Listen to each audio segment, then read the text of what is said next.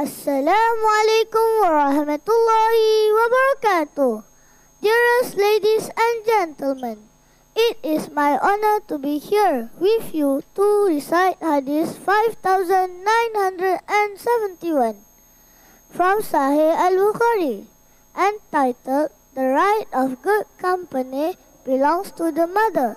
I will be reciting this hadith in Arabic and in English. I am Muhammad Iman bin Sharul Imran, representative of Khalid ibn al-Walid and Abu Ubaidah al-Jarrah.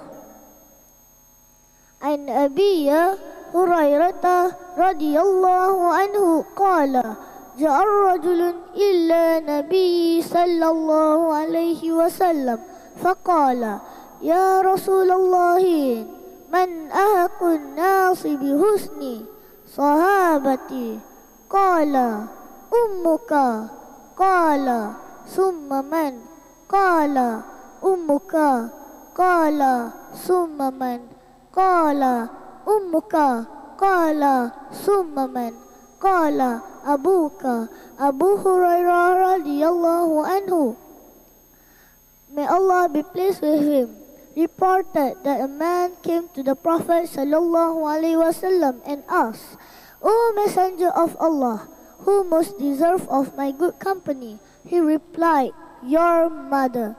The man asked again, then who? Your mother. The man asked again, then who? Your mother. The man asked again, then who? Your mother. The man asked again, then who? Your father. Narrated Bukhari and Muslim. Thank you very much.